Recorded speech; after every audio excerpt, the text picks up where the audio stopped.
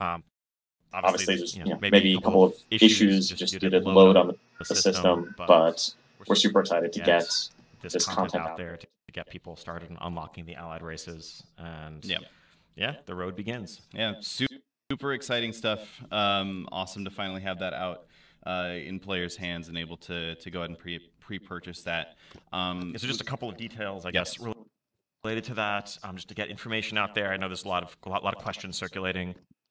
So the way it works, Allied Races, if you purchase Battle for Azeroth, the next time you log in, if you buy through the in-game shop, you might have to relog. But when you log in as a 110 character, you'll get pushed a quest that summons you to the embassy in either Stormwind or Orgrimmar, depending on your faction, where you will learn about the requirements for unlocking Allied Races. And if you meet the requirements for one of the two races available to your faction, you'll be able to undertake the quest line right then and there to go ahead and unlock that Allied race. One other thing, we know that with a 12 character limit per realm, we know that a lot of people have 12 characters, and while we were certainly raising that limit for Battle for Azeroth itself, we'd like to get that into your hands sooner. So we're actively working on a little change that's going to give everybody 4 extra character slots per realm, and that's not associated with pre-purchasing Battle for Azeroth. That's just going to be a global change. Just Everyone will have gets 4 extra character slots. Awesome. Keep your eyes, peeled for forum and other updates, hotfix notes, and we'll get that information out there as soon as that changes live. And it's still a maximum per account of 50. Yes. Correct. It's just the per realm limit. Correct. Is going up by 4 slots, which is awesome. Great. So we do actually have a real short video that we can look at that goes into some of the details. If you are pre-purchasing and you'd like to get started on unlocking those allied races, got a real quick video we can show you guys. Just about a minute. We'll be right back.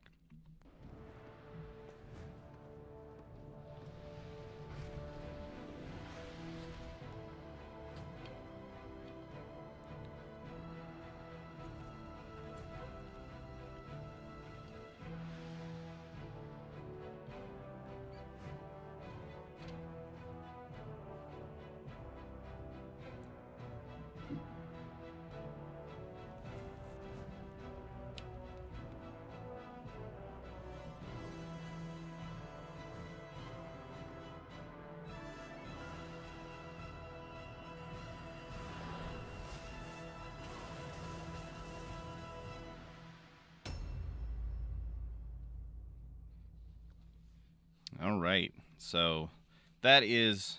So I know I say it like always in these. I use the phrase "that's super exciting" about 400 times for every Q&A, but I feel like today's is super exciting because we have just unlocked that Battle for Azeroth pre-purchase, and I'm excited. I'm personally excited to get in there and start unlocking those allied races. So that should be super cool. Excellent. 2 of us, only millions to go. Just us 2. Just sure, okay. No one else is excited. All right. Well, as long as we're excited, then I guess mission accomplished. Anyway, so let's get into these questions we've got lined up here today. Obviously, we had a lot come in about allied races just leading up to today, which is convenient. So we'll start with this first one from Patavita, who asked, "How will the allied race unlocks work? Will it be an account-wide unlock? I'm exalted with the Nightfallen and would hate to grind out the rep on the Horde side as well." It's true. I also hate playing through storylines. No, so yes, the Allied Race unlocks are account-wide. Once you've unlocked it, you can make it across your entire account. The requirements are also account-wide. So if you've played Alliance characters primarily thus far, you have an Alliance character that's finished the Insurrection campaign and is exalted with the Nightfallen, you need a Horde character to unlock the Nightfallen, but you will automatically have met those requirements, and once you have a 110 Horde character, you can jump right into unlocking the allied race across your account. Okay, that makes sense. Like, given that there is like a little bit of a storyline about how the Nightfallen are actually coming to the Horde and so on, it would be weird to be like, I'm an Alliance character helping you join the enemy. That would be very strange. Yes. All right, cool. Moving on. Next question from Trivia Cow. You talked about this in the intro, but just to go through the question, will we get our extra character? I missed the moo. I'm sorry. Moo. How dare you? Will we get our extra character slots with the pre-order?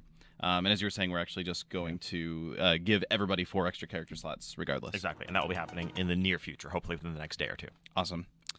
Moving right along. Next question from Extreme, who said, the addition of allied races provides great new customization options. However, with each race added, the pool of racial abilities to balance becomes larger. Does the team consider this a possible issue going forward? It's always something we're cognizant of when we're expanding, player combat abilities, whether in any form, whether it's new skills, new talents, modifications like the artifact, legendaries, all of the above. They're extra knobs and moving pieces in a system that is challenging to balance. That said, I think with racial abilities, for some time now, for the last couple of expansions, we tried to pull back a bit on the raw power level of these abilities. I think that probably reached its peak back in Mists of Pandaria with, the original form of things like Berserking and Blood Fury with dot snapshotting and, and on the, the history of the human racial on the PvP side of things. So I think at this point, the overall power level of the racials is such that while there may be differences, they're much less likely to be a deciding factor. I think the big exception right now among the live racials is Blood Elf Arcane Torrent, which is just particularly, I would say, dominating in a lot of ways, frankly, in both PvP and in coordinated dungeon environments. And that's something that's not, it's not about, is this worth 1% of power or whatever. Having those extra interrupts, to say nothing of the silence, is actually just fundamentally transformative in a way that it enables tactics you otherwise wouldn't have. That's a racial we are likely taking a look at in 8.0 because it does need to change in some way. But otherwise, we feel pretty confident about the level of power in the racials we're adding and going to continue to add going forward. And it's more about flavor. And yes, there will be cases here or there where having a specific race or being a specific race is advantageous, but it's not the worst thing in the world as long as everyone gets their moment in the spotlight. And I think we wouldn't want to pull back from adding new flavorful abilities out of just concern about balance issues. All right, makes sense. Yeah, I know that a lot of the new allied race racials. That's a difficult thing to actually say. A lot of the racial abilities from the new allied races, people have been looking at and going, "Whoa, that seems crazy." Like I know I was looking at the Void Elf racial and being like, "Wait, so I can just send a thing in that direction and run over here and then teleport back over there?" And that's it enables. Cool. The Void Elf racial is really interesting. It's you have to see it and play around with it in game. It has some fun nuance to it, but it's not Mage Blink. It's not a direct copy of that, because the way it actually works is when you trigger the button, when you trigger the ability the first time, you send out this sort of little like void tracer disc that actually moves about as fast as you, a player, would run. And that just kind of drifts forward. When you push the button again within a window of time, you port to that location. So if you're in, a tight spot, you're standing in fire or something, it's not a teleport that's going to get you out of that instantly on demand. It requires pre-planning to use. So that makes it in many ways more limited than a lot of instant teleports that can be used reactively in an emergency. But it does enable some interesting sort of tactical gameplay when you can pre-plan if you want to, you're going to want to go somewhere a few seconds ahead of time. It's unique, flavorful, definitely powerful, but not overly so. Yeah, I'm just imagining in my head like some sort of like arena tournament environment where we're like freaking out because someone threw their Void Elf teleport off in a direction and the other team like split off so that one of them could be there and block them from wanting to teleport. I'm sorry, I'm kind of geeking out about that a little bit. Let's move on and answer more questions. This one comes from Morgan Rules 59 on Twitter, who asked, why did you decide to make the allied races rep and achievement locked? A lot of people have been asking this question, especially since the initial data mining of allied races really started. So what's going on there? I think it's less about the specific details of the system and more about, I think, the story and what makes them different from regular races. I think these aren't long-standing members of the Alliance or the Horde.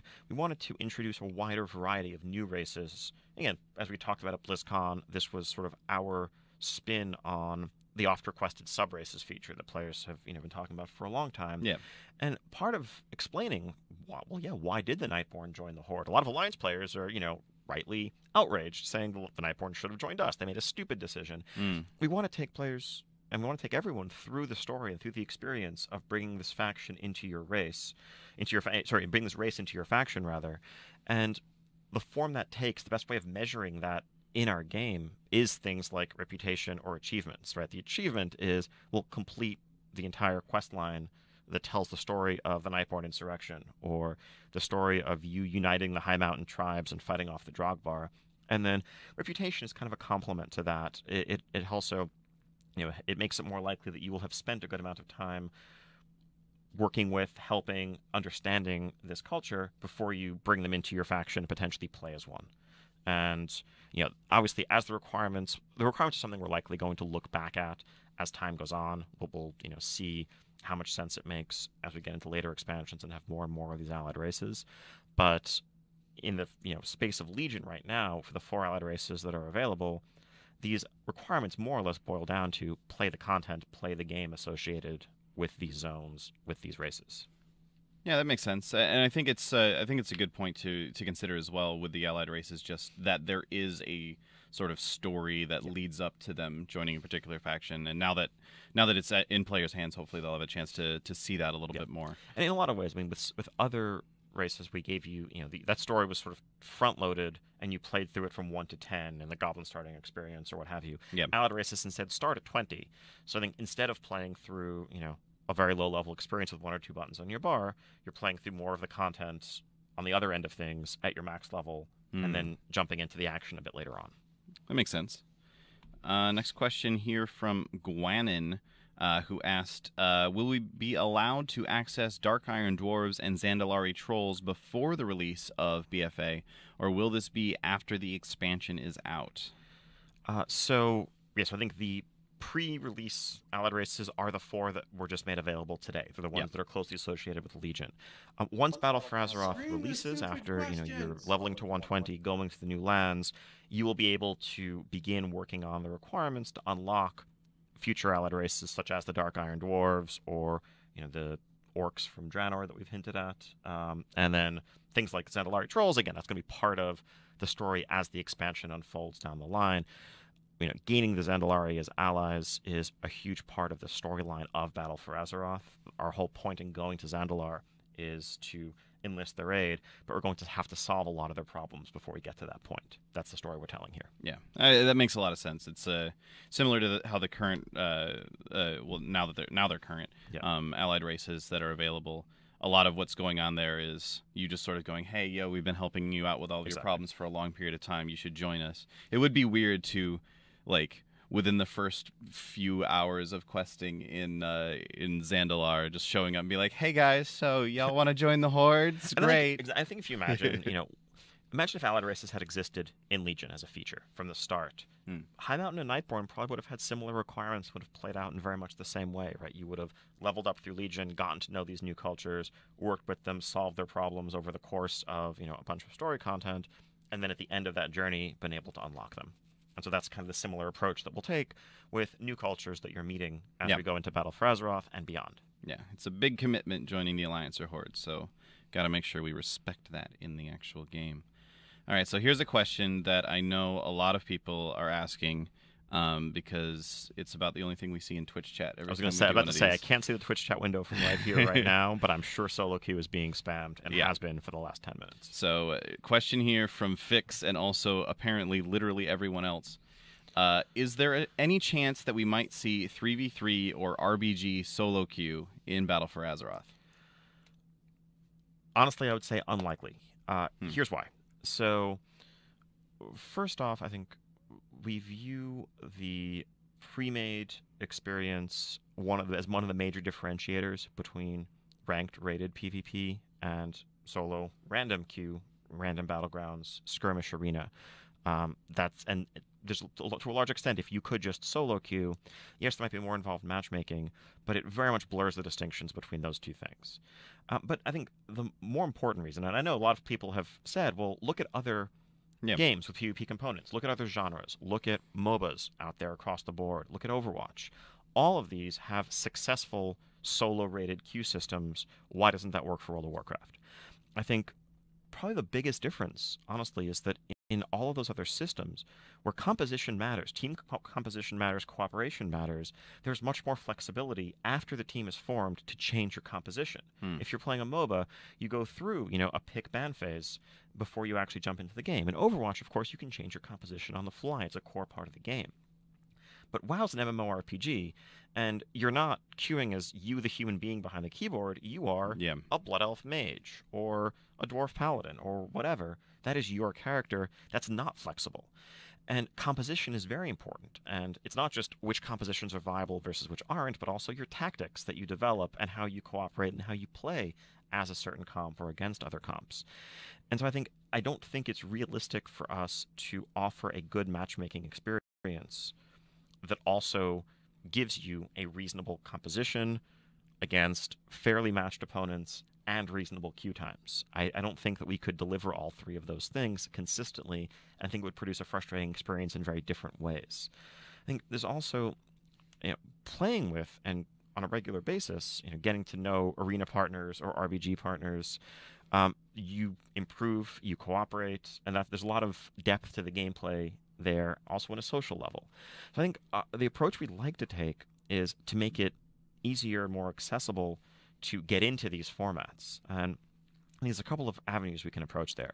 On the RBG side, we know that 10v10 is getting 10 people together, keeping 10 people together, particularly with some of the comp goals that you have in putting together an RBG team. That can be very daunting.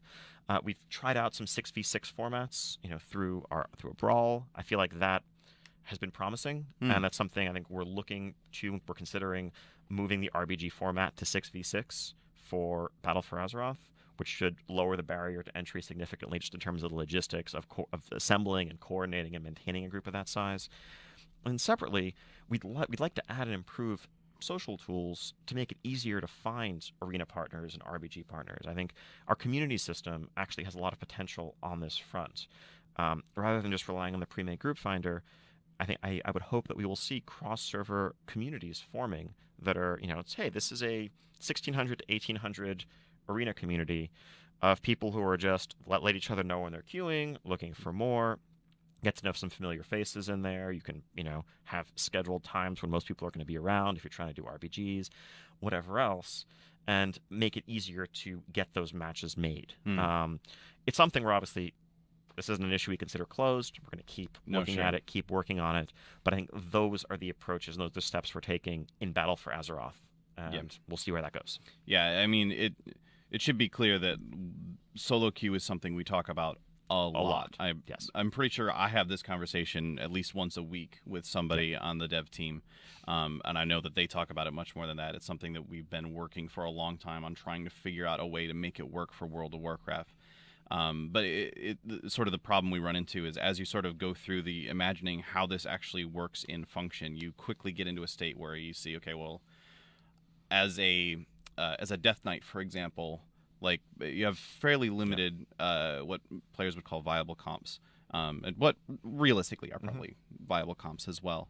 And so there's certain, okay, I'm a Death Knight, and so I never want to play with a Discipline Priest, for example. And maybe that's your personal choice or whatever. And so now it's like, okay, well, now you don't queue this person with a Discipline Priest, but the only other people who are available don't want to play with a Resto Druid or a Resto Shaman. So now there's only like two other, and you get to a point where like already we occasionally have issues with queue times at very high rating. Yeah. This would quickly get into a point where like, okay, I'd like to solo queue some arena. I'm 2.2K. My queue time is 30 minutes or longer, and that would be really bad. So again, it's something that we really want to be able to figure out how to make work, but as of yet we don't have a solve for it. Yep. Cool. Making sure I'm not making up too much off the top of my head right there. All right, question here from Jiraiya. This is a question that I'm actually going to answer. Hooray, I get to answer one. Who asked, any news about the arena spectator mode? And the reason we have this one in here is because we see it asked a lot, and clearly we've done a very bad job of communicating this because it's been in the game since 7.2.5. Kind of. So basically the way it works is when you use the there's a slash command, /invite spectator match. And if you look that up, you can just Google search it, and there's a couple of guides out there that you can check it out. We need to find a better way to communicate this ourselves rather than like obviously go to Google and search for this so that someone else can tell you how to do it is not the most ideal way for you to get that information. But it is out there if you use the invite spectator match command. I believe there's a couple of add-ons that help automate that process for you as well. It just comes up, and it's automatically there, and you're able to get in there and use the same arena spectator interface that we use at like BlizzCon and tournaments and so on. Yeah, and I think it was largely rolled out. I mean, it in its current form, it's definitely more of a power user tool. Right? Yeah, It's definitely there to help with community-run tournaments, things along those lines. Yeah. But it's there and it's something we can build upon going forward. Yeah, and so if you are somebody who is considering running a tournament, even if it's just a tournament for a few of your guildmates or whatever, it is there available free to use. Not the greatest thing to try and use for just generally watching arena matches because of how you have to use it, but that's kind of by design as well. Question here from Glade Warden, who asked, any plans to tweak the prestige system? The concept is great, but as it stands now, it's not nearly rewarding enough for how long the grind is. So, yeah, I think we've been talking a lot about what we think about prestige and how to carry the prestige system forward beyond Legion. I think the answer isn't to keep adding, dozens of new tiers with new mounts and cosmetic rewards at each of them, such that when somebody comes to the game a few years from now, they're looking at this ridiculous road ahead of them and like, wait, there's like 80 prestige levels for me to get if I want to unlock all these rewards. Yeah. At the same time, we also don't want to undermine the time people have put into the system over the course of Legion. People have worked, as you note, very hard and spent a lot of time playing Battlegrounds and PvP in general to earn the rewards that are available. So I think our current thoughts, and this is still early, subject to change for sure, is to keep the prestige system, to keep the prestige ranks that we have from Legion largely as they stand with the rewards that they have, to continue adding new ranks beyond that in Battle for Azeroth and beyond, but to have those ranks, as you go further, largely just give you, similar to sort of the Overwatch structure, give you a box or some repeatable reward at the end that has, whether it's currency, whether it's, we'll figure out exactly what makes sense to go in it. And your prestige level just becomes a measure of how much you've PvP'd, how much you've invested into the system, how experienced you are overall. And there may be, some titles or some other benchmarks along the way that we give special recognition to. But again, it's very similar to that Overwatch sense and what your level means in Overwatch and other games with similar systems. It's not to say we're not going to keep awarding, new mounts and titles and everything else that we do through PvP, but we don't feel that the right way is to just add, an endless system there that's going to always expand and become completely unapproachable to anyone who's coming to the system for the first time. Okay, yeah, that makes a lot of sense. I know that the prestige system is something that I'm really interested in personally because I just like doing random battlegrounds. So it's fun to have that sort of constant progression. So any sort of improvements there, exactly, awesome. I missed an opportunity there. I could have done it. I was playing my shaman the other day, sort of play into the meme. But you missed the opportunity, so I it's missed too late. it. Yeah, I was playing my shaman the other day, and I missed a different opportunity. So that was whatever. Anyway, I'm trying to meme too hard. Question here from Dalaran YT, who asked, will there be more updates to honor talents in BfA? Feels like there are a lot of dead talents that just don't get picked unless you are in... I forgot this question was in here. Unless you're in some very specific situation that could only be written in fan fiction. I am interested in what fan fiction you're reading. It was in that moment that Sea-Doo realized. Tidebringer. You're trying to get your shaman stuff back in here, aren't you? Okay, so I think honor talents definitely something that needs to evolve. This is actually something that really in many ways is connected with the prestige system as well. We came into Legion with this structure that was similar to other games, kind of Call of Duty-ish, where you earned honor talents, then with prestige, and originally reset that whole progression and keep unlocking them repeatedly. For a lot of reasons, that design didn't actually end up fitting or playing out in World of Warcraft the way we'd imagined. We're happy with where that side of things ended up. That said, there are a bunch of talents that aren't necessarily competitive within their individual rows. It also has ended up feeling much more than we'd like a barrier to entry for new people entering and approaching the system. It feels like if you're just getting into PvP until you've unlocked all your honor talents, you're kind of at a significant disadvantage compared to everybody else. Maybe you have the leftmost column, but some of the best talents for your class, for your spec, maybe elsewhere. So it doesn't really feel like a reward the way we hoped it would.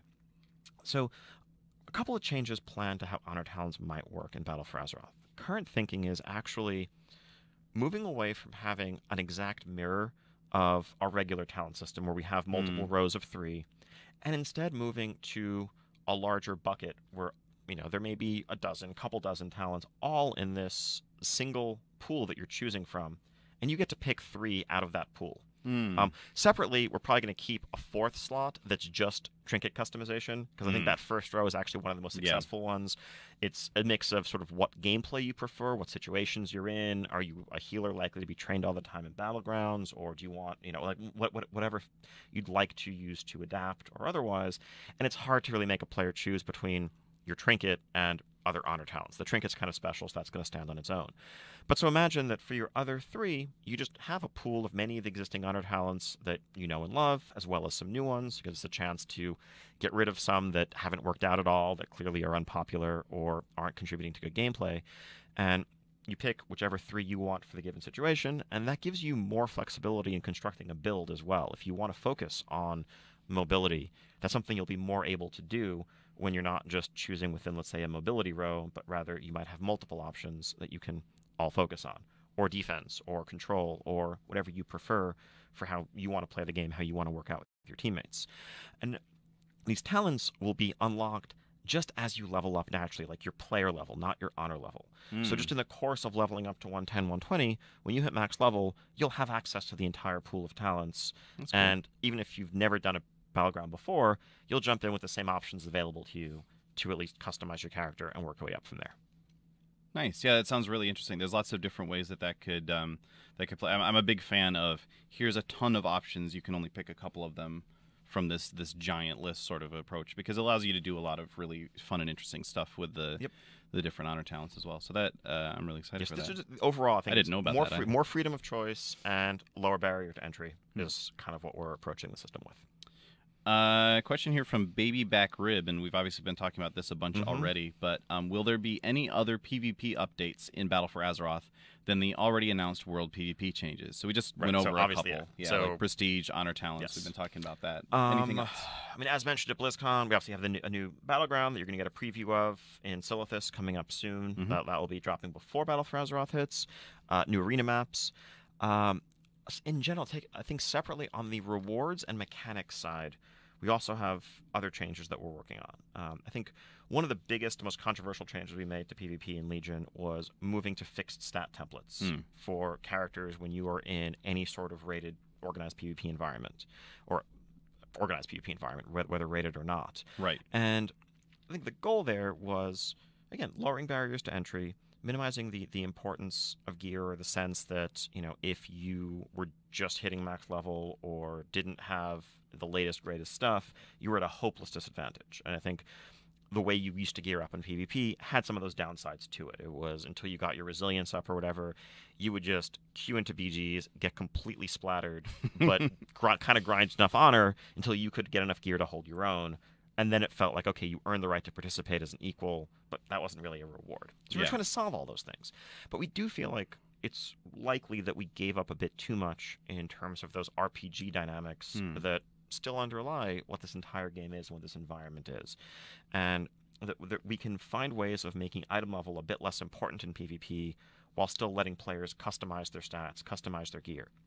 We've actually taken some cues for how level scaling works in the outdoor world, how it's possible for a 103 player and a 107 player to group together and fight a dungeon boss and have the mechanics work out such that both of them can have a balanced and compelling experience. The healer can heal the tank despite their level differences, and it works out.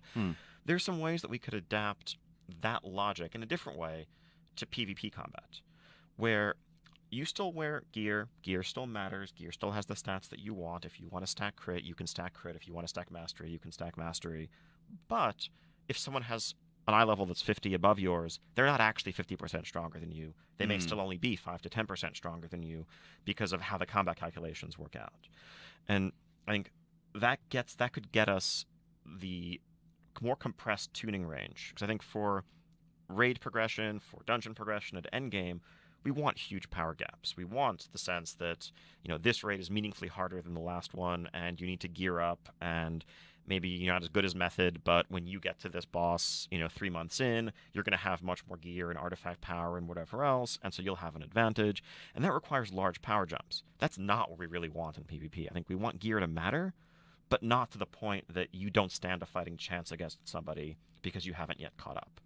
And so keeping customization, still controlling power, And what this also means is that it maybe lets us go back to some more familiar and perhaps successful systems of delivering PvP loot through things like vendors and giving you more control over the gear and what stats you want in a world where it's not just the item level of the piece that matters, but you do once again care about whether it has crit or haste or mastery. Yeah, I remember a lot of, like in the Mists and to some degree in Warlords as well, a lot of, actually to a fairly strong degree in Warlords as well, there was a lot of discussion around like, I like to play my mage stacking this, I stack mastery on my arcane mage, no, I stack crit or something like that instead. So it's really, really cool to see that sort of gameplay coming back to PvP. I know a lot of players have been asking for that as well. Question here from eroll64300 on Twitter, who asked, how will the world PvP work? You said that people across all servers will be separated between PvE and PvP status, but will all PvP players from every server be on the same instance, or will it be separated as it is now? We've had lots of different questions since we started talking about this at BlizzCon, in terms of just what the new world PvP situation even is. So could we get some clarity on how that's going to work? So when you enable this mode and you venture out, you'll go to Orgrimmar, you go to Stormwind, you'll toggle it on. When you go out into the world, you'll be in a PvP-enabled version of the world with other players who've made that same decision. Now, obviously, not literally all players across the entire region can fit in the exact same instance of the zone. Otherwise, that would crash our servers and not be the greatest experience. But so they're still shards. But on the PvP side of things, we're able to sort of help determine the populations of a given zone with more of an eye towards faction balance than we normally otherwise have. We'll keep your groups together, all of that, but the goal here is, even if you are on, Mal'Ganis, which is 99% Horde in North America, or you're on Sargeras, which is just as skewed towards Alliance, when you go into a PvP server, you're going to see people from the opposite faction. You can actually have that PvP experience. And so part of what makes the system satisfying is our ability to construct the shard balance in that way. And the one exception to this will be RP servers. So shout out to Emerald Dream and other folks in similar boats out there. RP servers will still continue to follow the existing RP server rules, where there is no involuntary sharding or coalescing. Obviously, you can intentionally group across servers. That's still allowed. But if you turn on this mode on Emerald Dream, when you go out into the world, you'll see people from Emerald Dream specifically, and not random other servers mixed in. Will it still, on the RP servers, will it still allow you to pick between the PvP mode and PvE mode of course. when you go out in the world? Yes, okay. Exactly. That's exactly. Yeah. So really, what we're saying is, in Battle for Azeroth and beyond, rather than having 4 server types like we do today, we're going to have 2 server types. It's going to be normal and RP. And on both of those types, you can opt into PvP, and that exists as it always had. But we don't have that arbitrary distinction of, because you're on this server, you're forced into this mode, or you're on that server, you're forced into that mode. Especially in light of the fact that with cross-server grouping, and as it's been for the past years, you can hop between those modes freely as it stands. We just want to give players more control over that choice, and the ability to really build infrastructure and content behind it in a way that we couldn't when we knew that on PvE servers across the region, that content was not going to be accessible or make sense. Okay, cool. Yeah, I know. I've played on PvP servers for the entire span of the game, and that's because I enjoy that sort of risk of being out in the open and someone might come out and try and attack me. But every once in a while, I'm just I just want to get my world quest done. I just want to go out, do this world quest, and go back. Yeah, or you just randomly join a world quest group, not realizing it, and suddenly see orange names around you, and realize, oh, I guess I'm on a PvE server. What do you mean I can't kill these people? Terrible. All right, question here from Anatheria. Actually, this ties in directly with what we were just talking about. Is it possible that we could get a server where all cross-realm features, including sharding, are disabled? So roleplay servers work kind of like this, in that we, except in the cases of extreme load, we disable these features involuntarily. That is to say, we're not just going to randomly split you up without your control across multiple shards or pulling people from other realms.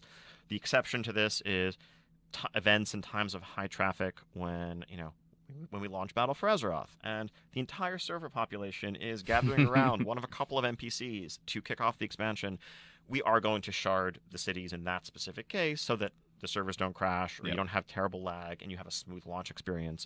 But we always view those as temporary changes, with the default state being default sharding and coalescing disabled. That said, it's not completely disabled in the sense that you can't voluntarily do it if you want to do it. Right? We don't have a server where there is no cross-realm group finder or the ability to party for world quests or dungeons or raids.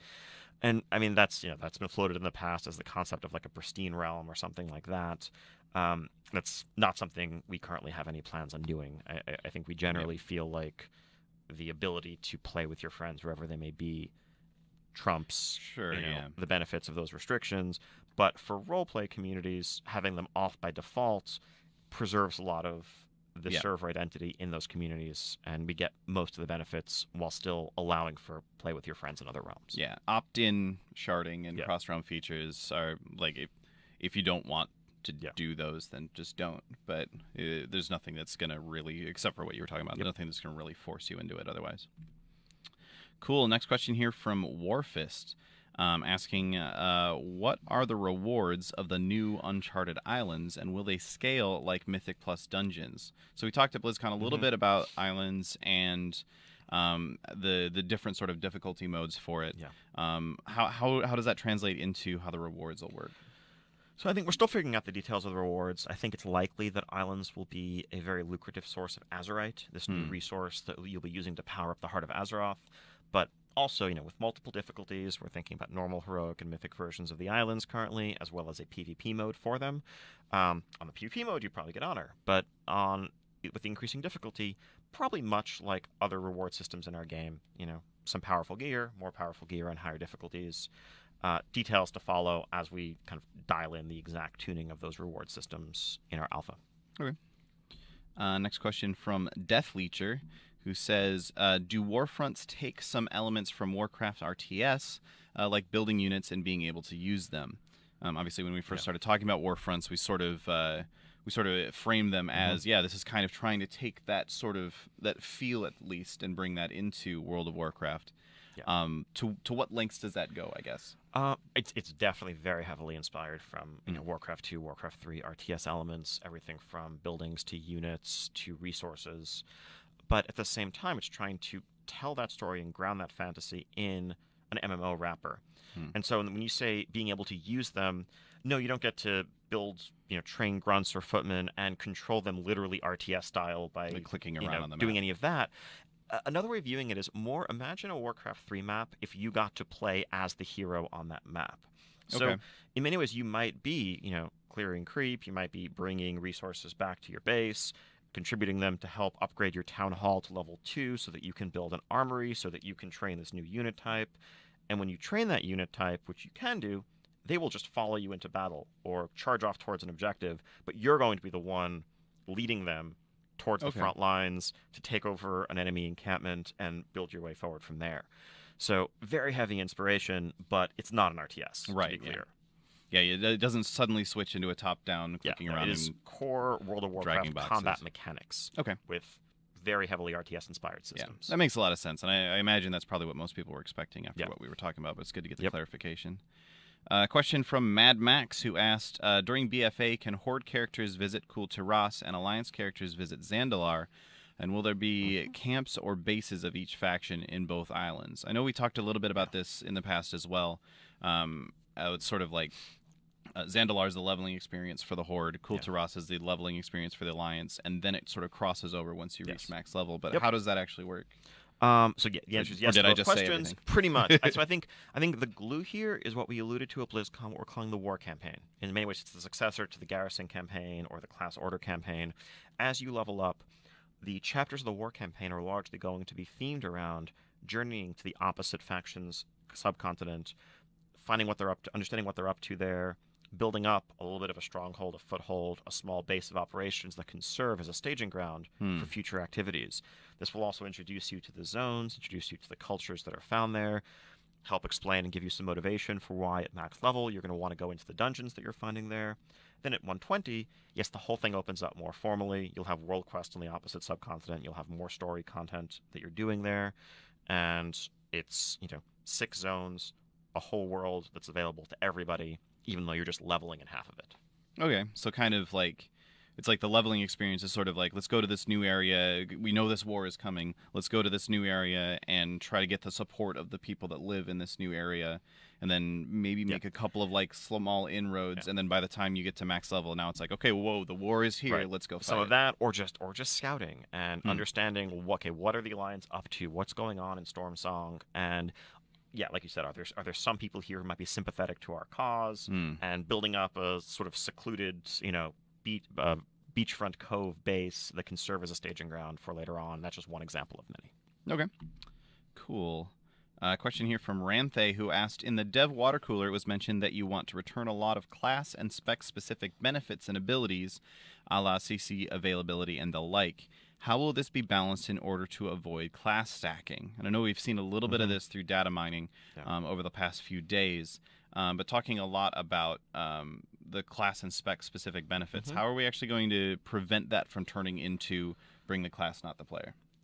We're not always going to. Sometimes you should bring the class.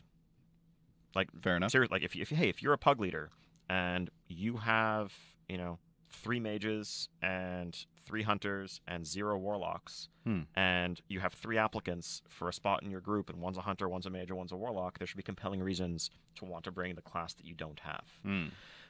So to some extent, I think it's the opposite of class stacking. I think the goal here is actually to encourage a wide diversity of class and spec representation. I think the most successful RBG groups, the most successful mythic raids, these should have people with as many different tools as possible.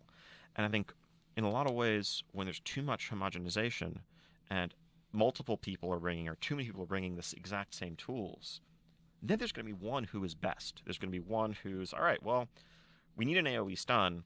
There's like 7 people who bring that, but one of them also brings the best AoE DPS, or one of them has the best AoE stun of the group. And so you just bring a lot of them. There's no downside to that. Whereas if it's more like you're just trying to cover all your bases, then there's offsetting strengths and weaknesses that make a better, more balanced, more effective whole. That's ideal. And then obviously in smaller groups, there's some trade-offs. You can't have everything. If you're trying to make a dungeon group, there's different tools, different buffs. You're not going to have access to all of them regardless of what you do. And so your gameplay changes a little bit depending on whether you have a rogue who can help you skip past a pack, or whether you have, better AoE crowd control, or warlock for a gateway, or other tools that you might have. And that's kind of cool too. It's varied gameplay. It makes individual class abilities feel and play out in a more impactful way. So that said, it's also incumbent upon encounter design, other parts of the game, to create situations that make those tools and those abilities valuable. Right. Obviously, if everybody has different tools, but one class happens to be useful 90% of the time, while other classes have tiny little niche effects, then that's not actually, we're not actually going to be achieving our goals that way. Yeah. It's actually really interesting thinking about how the bring the player, not the class sort of mantra has evolved things since basically Burning Crusade when it first came in, and you were stacking like 5 shaman and stuff like that. Exactly. And bring the player, not the class, I think is one of the most misinterpreted phrases over time. It really was. I mean, I remember when, Ghostcrawler posted blogs about this way back. It was early Wrath days. It was a response to a completely degenerate situation at the end of Burning Crusade, where we didn't have raid-wide buffs for the most part, except for things like, Prayer Fortitude and Mark of the Wild. Almost everything was party-based.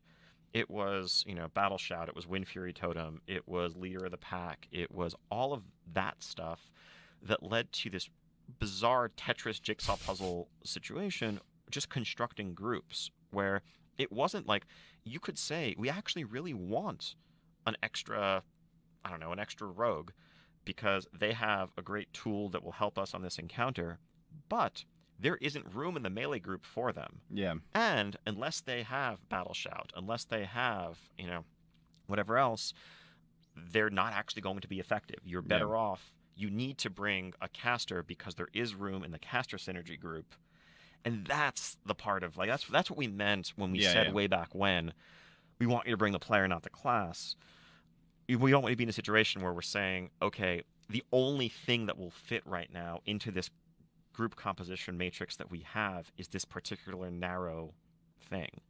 Now, that can be interpreted as yes, no. If you have, 7 players who are all hunters, yeah, you probably actually should at some point value wanting to bring a wider variety of classes. And I think that's also, as the pickup group scene becomes more and more vibrant, more robust with tools like the pre-made group finder out there, we know, it's frustrating as a DPS class especially to apply to a group, and you feel like you just get turned down 5-6 times in a row. The experience on the flip side, though, is often when someone has tanks and healers and they're posting, availability for a group, they'll instantly get 20 applications for 2 slots. And it's a very hard choice for them to, sort through and pick out who they want to add. They often just go on, well, who has the highest item level, who has the highest Raider IO score, or whatever else.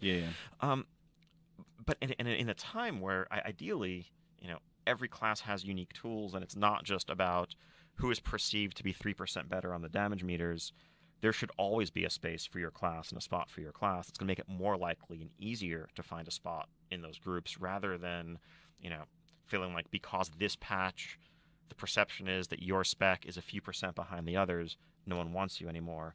There should be more consistency there. That makes a lot of sense. Yeah, like it's easy for things to. I would argue that things have gotten so much to the point what we're trying to get away from, so much to the point where your class doesn't matter as much, and it is just about what DPS you bring, how much your healing is, to the point where guilds will be like, sorry, you're not an Affliction Warlock, so we don't need you for our DPS, or whatever the top spec happens to be, the perceived top spec happens to be at the perceived time. Top spec. Let's call them Affliction Warlock, just as a shorthand. Sometimes you just have a lot of survivability and a lot of offensive tools and a lot of multi-dotting and a lot of single target and all the damage. Yeah, but no king rules forever. Oh dear. All right. Next question. That got terrifying there for a second. Very ominous. Question here from Deliaris, who said, in the water cooler you mentioned class utility and identity, then talk about specs, main role, strength, and weakness. Will BfA have more class-wide utility? So obviously we were just talking about this quite a bit, but looking at class-wide utility, and not necessarily something that, like, I specifically need a shadow priest for this, but a priest in general.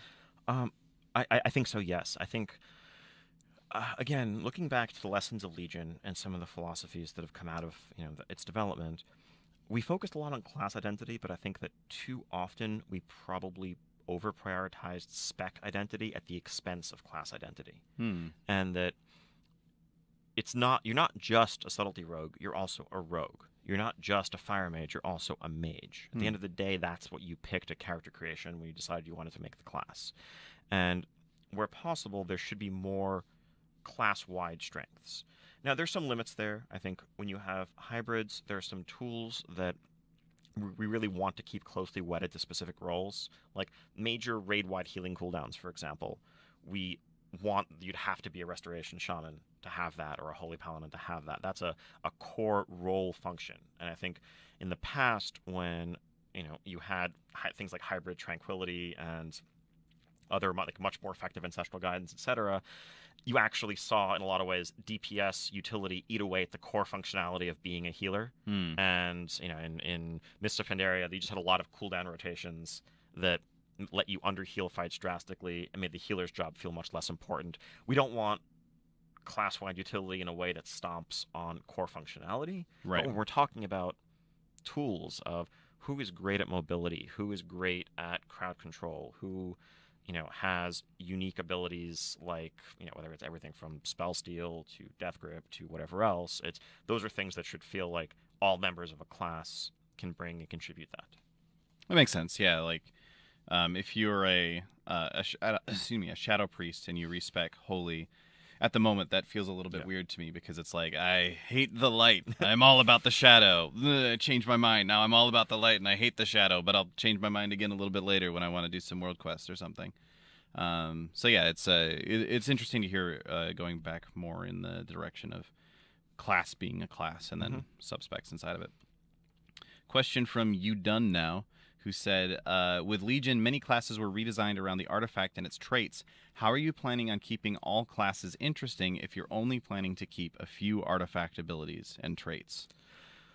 So I don't know that it's completely accurate that the classes were redesigned around the artifact. Sure. I think the classes were redesigned and artifacts were layered on top of them. Certainly, tuning was certainly done with the artifact in mind, and pacing of rotations at max level through our playtesting of raids and dungeons at 110 in beta was informed by the artifact being present, but they weren't that inextricably intertwined. I think the model that we're looking at is one where there's a baseline, a core set of abilities and tools that a class has. Then there's enhancements that you get from external sources. It wasn't just artifacts, right? It was artifacts, it's set bonuses, it's legendaries, it's trinkets, it's racials. And I think the main system where these things are going to live in Battle for Azeroth is Azerite armor. So you'll have at least 3 pieces of armor that you're wearing, with the ability to customize your character accordingly, with and some of the sorts of things that might have been artifact traits may find a home in this system. Not one-for-one mappings, but that type of effect, the sorts of things that are going to add depth and complexity and customization to your characters. Now, that's not to say we're not making a lot of changes where needed to baseline rotations, to baseline classes. If a class's rotation or a spec's rotation only flowed well at max level because of 5 points you had in a trait that reduced the cost of your builder and some extra filler that you had through an active button, and when we pull those things out, we realize there are some big gaps there. We need to fill those gaps. The plan isn't just to pull them out and say, all right, this is the class. It's going to go back to how it used to be. But that's what new things are for. That's, maybe there's some baseline cost reductions. Maybe the way rotations flow is changed to accommodate the fact that the artifact's not there anymore. Because before there was definitely a bit of, making some room for fitting this extra artifact active ability in, or making sure that you weren't, GCD locked once you had the benefit of the traits. Now, those constraints aren't maybe in the exact same place. Yeah, I'm just sort of, as you're talking about this, thinking about playing my mage through my head. Not my shaman, sorry. Playing my mage. And how, as fire, Phoenix's Flames is one of the most important abilities. Yep. You need to be using that constantly. Whereas Mark of Alaneth, well as Arcane, yes, it's a very important ability, and you should be using it as often as possible. If suddenly Mark of Alaneth went away, I would just be like, all right, well, it's one less button to push every minute. But if Phoenix's Flames goes away, all of a sudden I'm like, how does my rotation even work? Right, and so the answer there, maybe A, your rotation needs to change, but B, if that's central enough, as it was, we want to make sure that people who like that gameplay still have the option to take that, so it's likely going to find its home in talents for fire mages, for those who want it. It's also important to bear in mind, I know it's easy to lose track of this. At this point, your artifact abilities probably feel inseparable from your class. And that's actually a failure in the design. I would argue it's something that we are trying to improve with the Heart of Azeroth and Azerite armor in BfA. You made all the unlocks and all the decisions around your artifact in September 2016, right? You earned all that stuff forever ago. Yeah. And at this point, you don't really know where your artifact ends and your spec begins because you haven't had to think about that or make that distinction in a really long time. And with Azerite armor, you'll have much more frequent, changes, new things to look forward to, upgrades, customization, etc. Whereas the artifact, in some ways, it's more like a set bonus that you have for a period of time, and then you move on from and get something else in its place. We never would have designed the artifact system the way we did if we were approaching it from the perspective of all of these things are going to carry forward and become baseline parts of the class.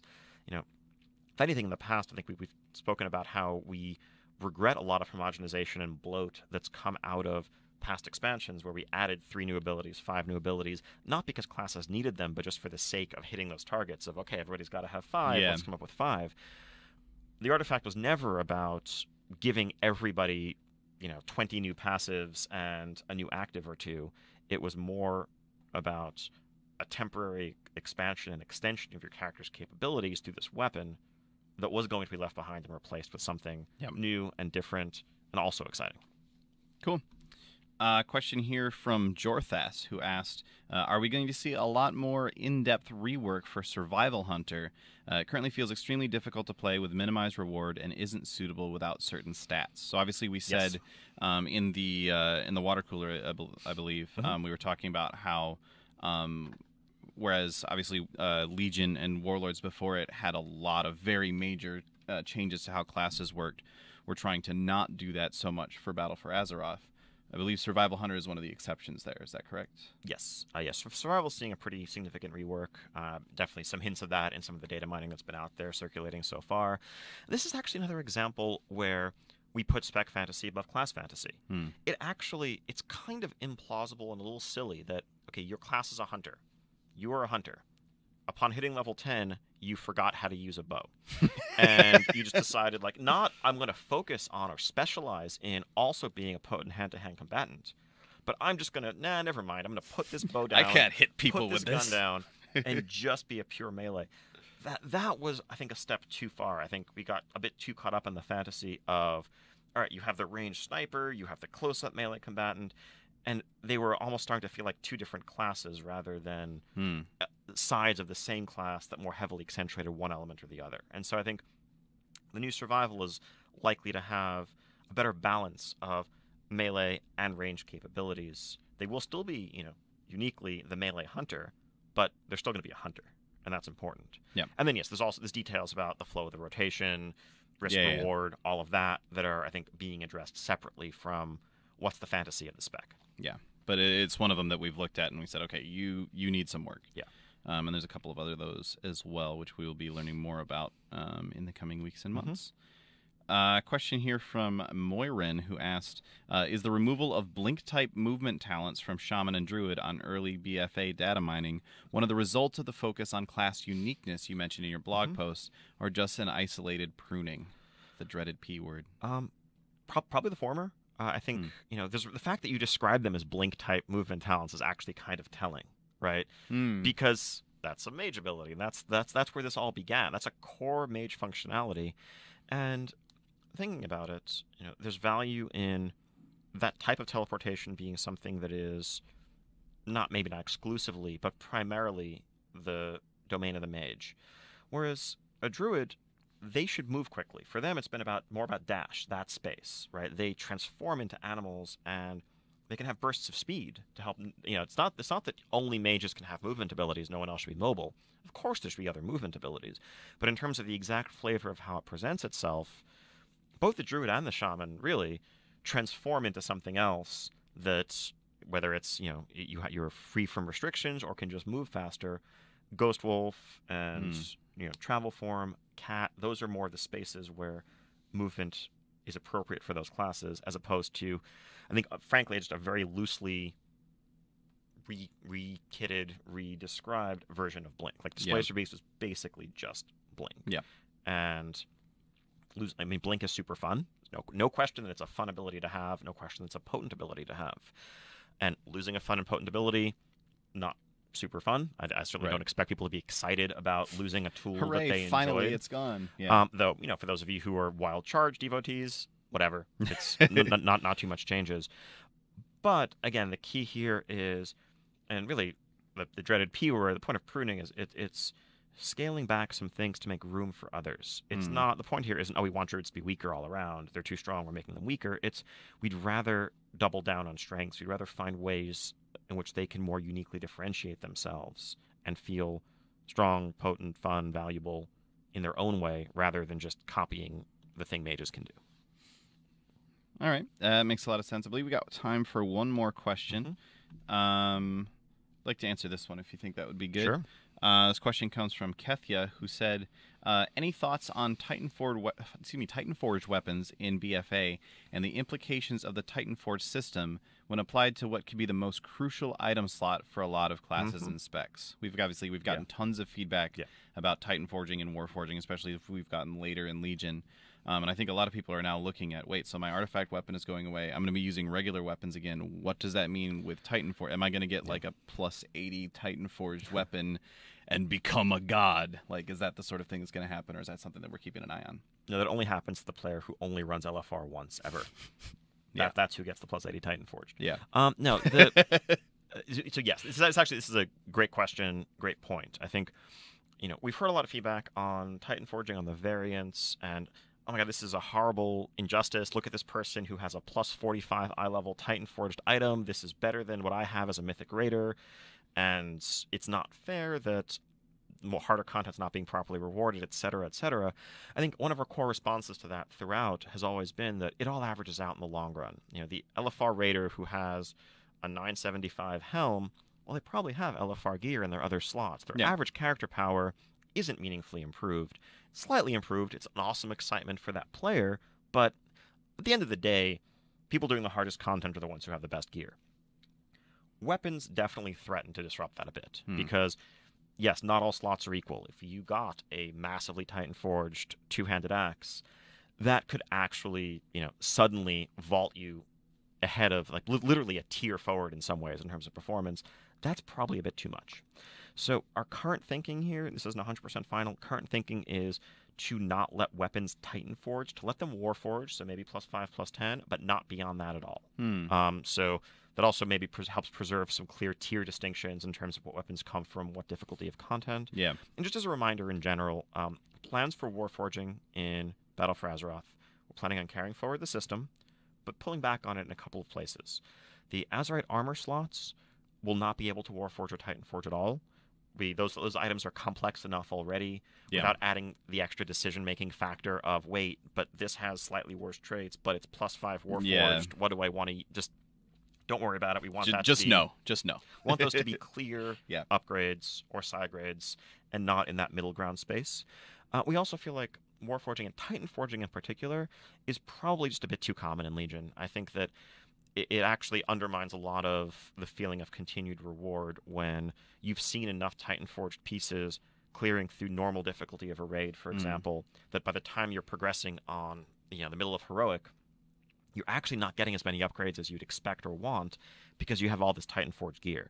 I think keeping it as a surprise, keeping it as a moment of excitement when it happens is valuable, but the second it becomes so common that it's distorting overall gearing patterns and also complicating tuning in some ways, that's probably gone a bit too far.